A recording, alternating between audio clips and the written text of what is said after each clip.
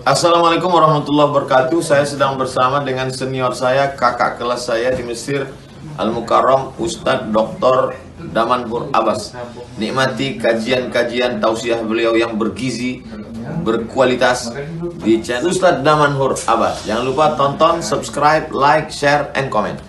Assalamualaikum warahmatullahi wabarakatuh.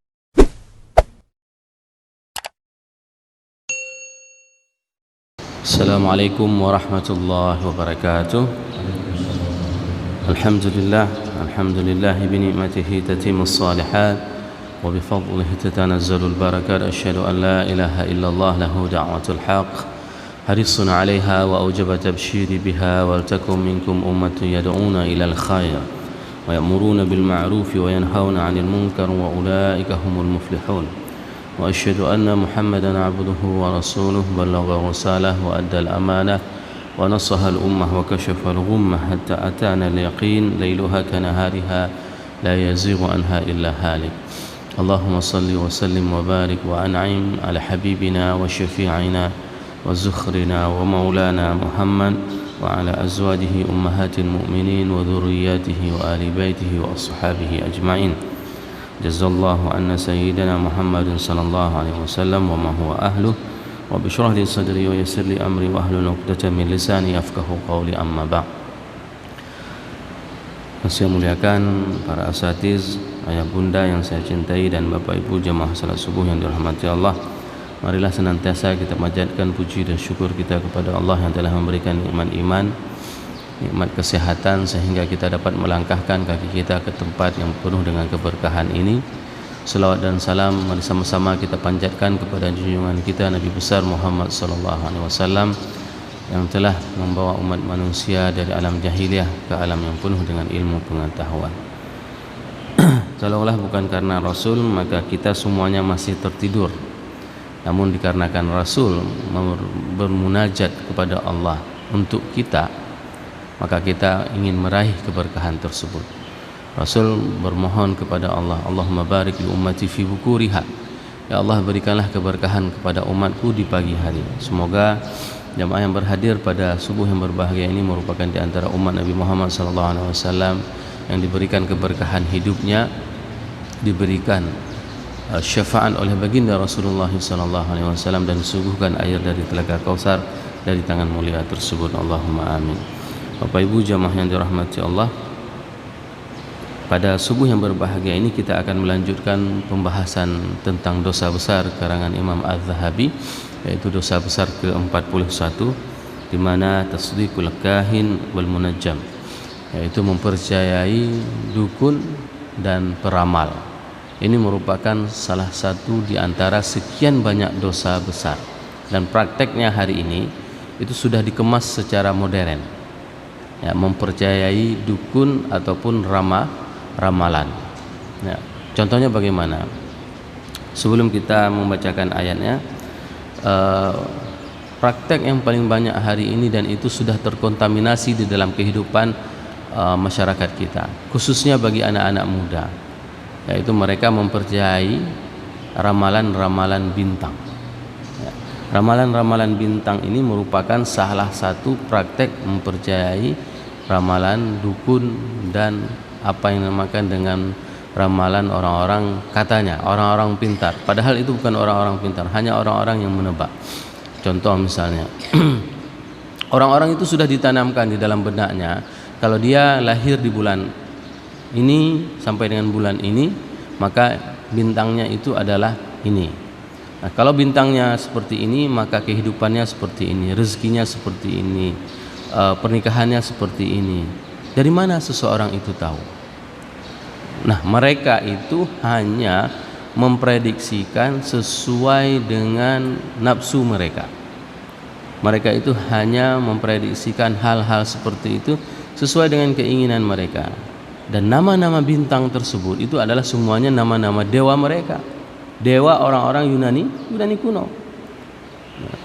Contoh misalnya Gemini, kalau lahir di bulan Juni sampai dengan bulan Juli itu maka bintangnya itu adalah Gemini. Maka kehidupannya seperti ini diprediksikan, asmaranya seperti ini, rezekinya seperti ini. Nah, ada orang yang memang terkontaminasi dengan hal-hal seperti itu. Mereka mempercayai. Nah, bahkan pada saat mereka meyakini hal-hal seperti itu, maka itu sudah termasuk di dalam terlibatnya seseorang di dalam dosa besar.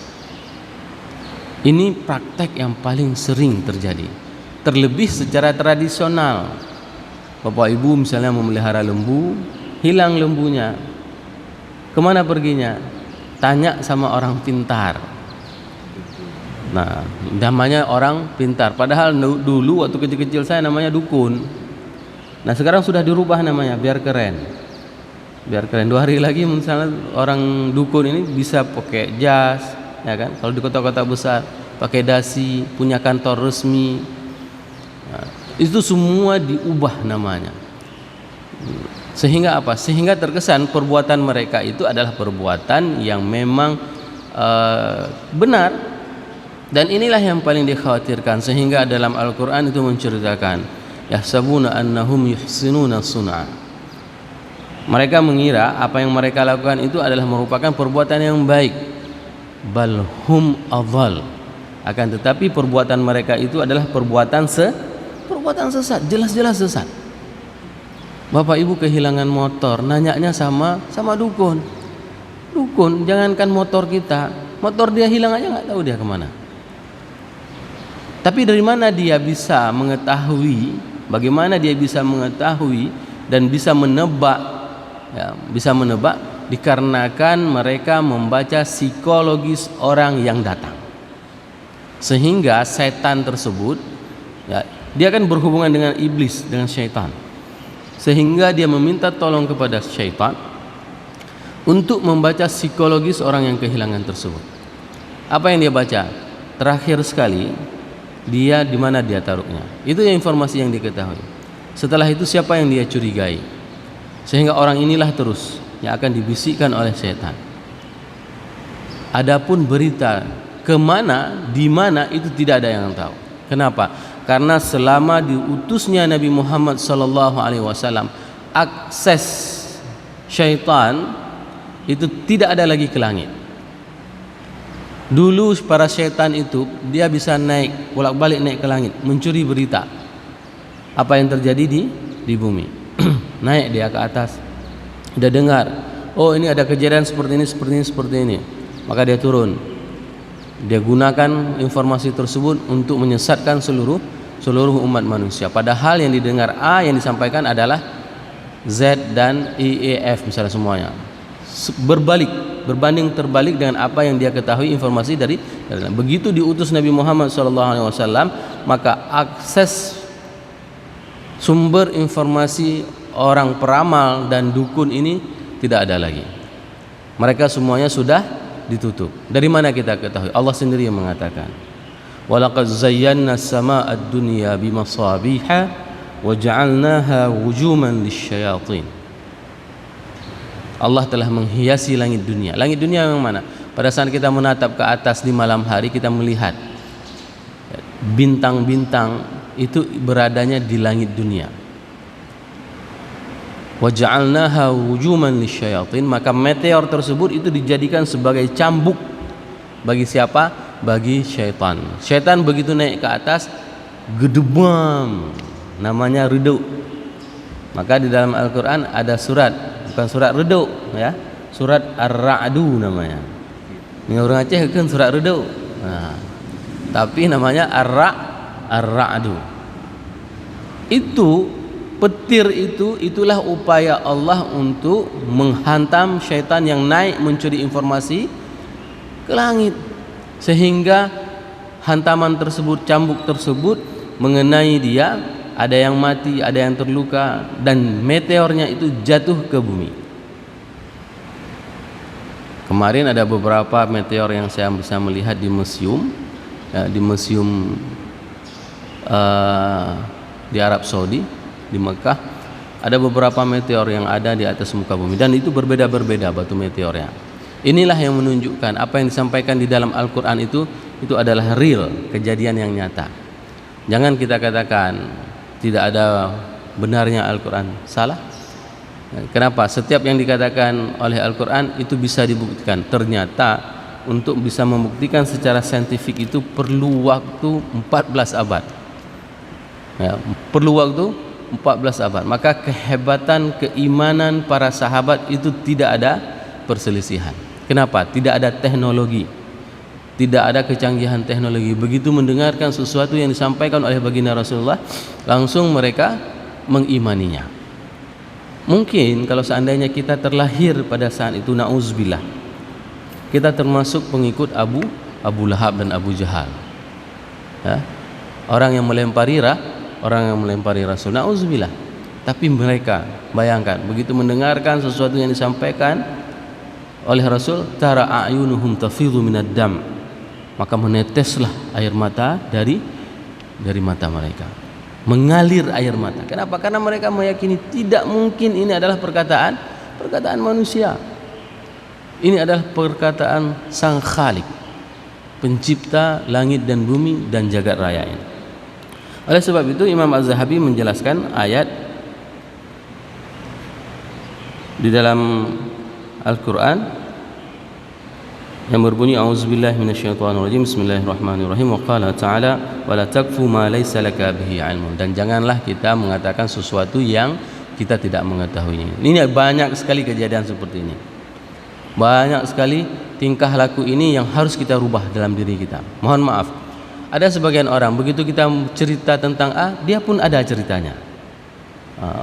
Begitu kita cerita tentang B, dia pun ada ceritanya, padahal nggak pernah dia mengalaminya. Tapi dia bisa mengarang, bisa menyambung. Agar apa? Agar orang tersebut dikatakan hebat, tahu semuanya. Padahal Allah sudah jelas mengatakan, jangan sekali-sekali kamu mengatakan sesuatu yang kamu tidak ada informasinya. Maka saya salut dengan Ustadz Abdul Somad.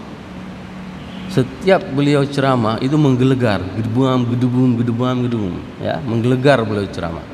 Begitu turun dari dakwah, dari podium, nggak pernah ngomong beliau, duduk aja, diam aja. Ini merupakan representatif bagaimana seseorang itu pada saat dia berbicara yang baik. Pada saat dia tidak perlu berbicara, maka diamlah. Kenapa? Karena lisan kita itu bisa mengantarkan kita ke dalam surga, dan dia juga bisa mengantarkan kita ke dalam neraka. Bapak Ibu jemaah yang dirahmati Allah, Allah berfirman di dalam surat Al-Hujurat yang berbunyi inna ba'dadh-dhanni ismun, sesungguhnya sebagian prasangka itu adalah dosa. Berprasangka itu adalah dosa. Enggak boleh berprasangka. Lempangkan dada kita, plongkan hati kita, ya. Misalnya terjadi sesuatu kejadian sama kita, kita pergi perjalanan, tahu-tahunya tas kita hilang. Nah, tas kita hilang. Ataupun kita pergi kemana, ada musibah yang menimpa kita. Jangan katakan, misalnya banyak kejadian seperti ini, ramalan. Begitu kita melakukan perjalanan, ketabrak sama kucing, ya, ketabrak sama kucing. Itu kalau seandainya kucing tersebut tidak dikuburkan, tidak dipakai garam dengan kain putih, maka itu akan terjadi musibah besar di dalam kehidupannya. Nampak teh hurun. Apakah kucing tersebut bisa membuat mudarat kita? Tidak. Kucing tersebut tidak akan pernah bisa membuat mudarat seseorang. Tapi apa yang kita lakukan? Karena kita sudah membunuh binatang, jangan sampai binatang tersebut membuat orang lain sengsara di tengah jalan, maka kita perlakukan dia dengan baik. Tanggung jawab setelah nabrak, itu ditanggung jawab, jangan lari. Itu yang harus kita lakukan, bukan dia yang bisa membuat mudarat atau tidaknya perjalanan kita, kehidupan kita. Dan ini hal yang memang harus kita jauhi prasangka di dalam diri kita. Jangan sampai kita termasuk orang-orang yang mempercayai terhadap ramalan, orang-orang yang mempercayai terhadap perdukunan. Dan dukun hari ini, ya, adalah dukun yang sangat modern, Bapak Ibu jemaah yang dirahmati Allah. Kalau dulu dukunnya itu pergi ke tukang santet, ya. Kalau sekarang orang disantet dengan teknologi. Mau menjadi kepala dinas, santetnya mobil Alphard misalnya, Itu cara santetnya. Ya, mau jadi misalnya apa, misalnya jabatan apa kompensasinya, mobil misalnya Hummer misalnya, seperti itu. Itu santet modern. Jadi dia tidak lagi menyantet dengan pergi ke dukun, ya, akan tapi dia menyantet dengan produk Jerman, produk Amerika, produk Jepang. Jadi dukunnya sudah berubah hari ini. Ada dukun dari Jerman, ada dukun dari Jepang, dan ada dukun dari Amerika. Tergantung jabatannya apa yang dia inginkan. Kalau dulu kan sering kita mendengarkan ada sesuatu hal yang terjadi, ya, dan ini memang ada orang-orang yang meminta tolong kepada dukun ini, ada memang, ya, memang ada, dan bukan kita menafikan mereka. Ada persatuan dukun dunia, dan sihir yang paling hebat itu ya sihir di Mesir, Bapak Ibu. Saya pernah melihat sendiri orang yang kesurupan sihir itu di Mesir itu jauh lebih dahsyat daripada sihir yang ada di Aceh. Kalau di Aceh itu saya pernah melihat orang yang kerasukan burung 7, ya, bahasa kerennya seven bird, ya. Kita menghantu burung 7. Dia itu bisa manjat tuh, bisa naik tuh. Kalau udah kerasukan burung hantu 7 itu. Ya, burung 7. Di Mesir itu jauh lebih canggih. Kenapa? Karena puncaknya sihir itu adanya pada masa Fir'aun. Bayangkan begitu para tukang sihir itu melemparkan tongkat mereka, maka tongkat itu berubah menjadi ular. Dan hal seperti itu terjadi waktu kecil saya. Ada yang dinamakan dengan siman sihir. Bapak-bapak yang lebih senior dari saya tahu cerita siman sihir itu seperti apa. Ya, dia buat pertunjukan atraksi. Pernah sekali dia buat pertunjukan di Pantan Labu. Dia masuk dalam pantatnya lembu. Masuk dari pantat lembu, seram, keluar dari mulutnya. Orang semua takjub. Ya, semua takjub melihat bagaimana mungkin orang manusia masuk dari duburnya lembu, keluar dari mulut. Ternyata ada salah seorang yang saleh itu bisa menunjukkan bahwasanya dia tidak pernah masuk. Hanya saja mata orang yang melihat yang tertipu. Mata orang yang melihat itu ditipunya dengan dirubahnya halusinasi tersebut, seakan-akan dia masuk. Padahal dia masuk dari jalan dari samping aja biasa. Caranya bagaimana? Dipegang sama orang yang soleh tersebut. Aji kakalan. Nah betul itu memang. Ternyata memang enggak. Dia masuk dari samping. Jalan dari samping biasa aja. Kenapa bisa terpengaruh? Dikarenakan keimanan kita sedang down. Dan ini paling sering terjadi sama siapa? Sama ibu-ibu. Pada saat ibu-ibu sedang haid, maka ibu-ibu akan lebih mudah diserang oleh para dukun. Targetnya si bapak, karena si bapak mempunyai jabatan. Tapi bapak karena zikirnya kuat, ya. Zikir apa yang harus kita lakukan?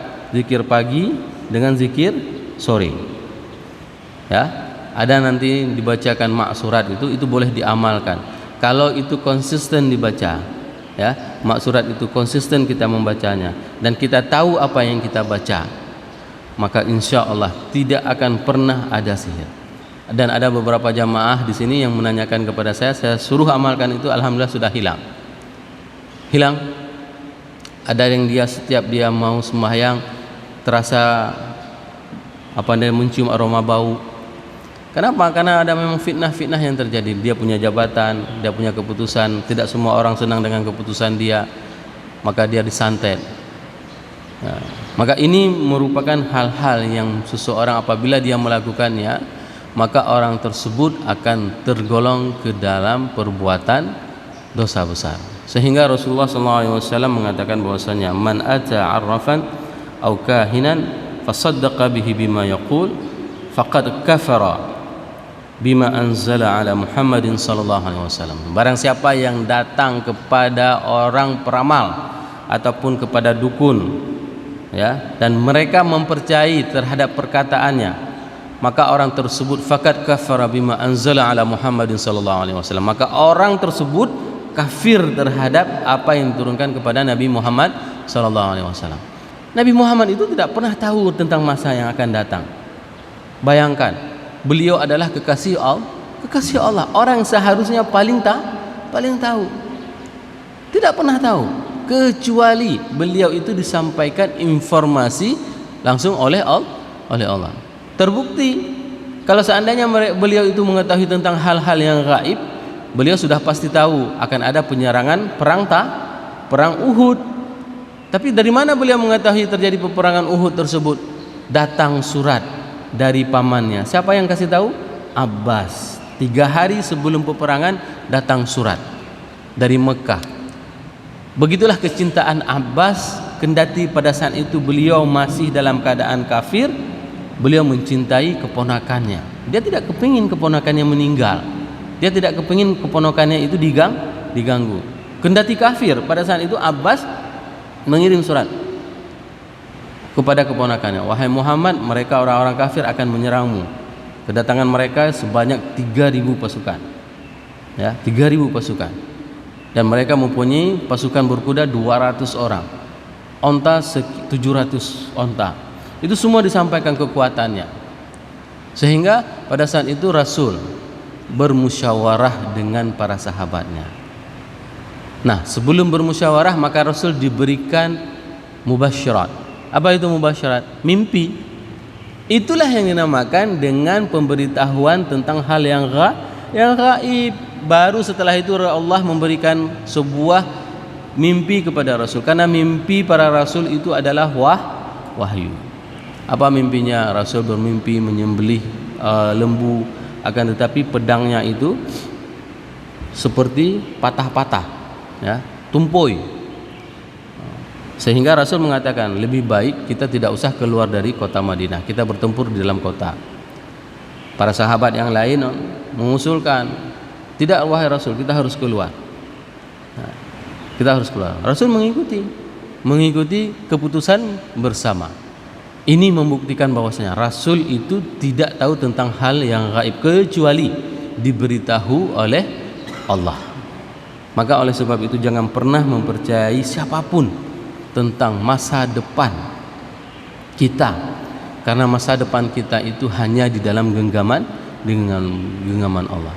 Jangan pernah kita bertanya bagaimana nasib dia, bagaimana jodohnya, dengan siapa dia cocok, apakah ada semestri. Kita bertanya kepada siapa? Kita bertanya kepada orang yang dinamakan dengan dukun ataupun peramal. Apa yang harus kita lakukan untuk hal-hal seperti ini? Yaitu untuk kita mempersiapkan diri kita agar kita tidak terjebak dengan dosa besar yang dapat mengakibatkan kita itu terjerumus ke dalam nerakanya. Semoga apa yang saya sampaikan ini bermanfaat kepada diri saya dan kepada jamaah semuanya. Subhanakallahumma bihamdik, asyhadu an la ilaha illa anta astaghfiruka wa atubu ilaik. Assalamualaikum warahmatullahi wabarakatuh.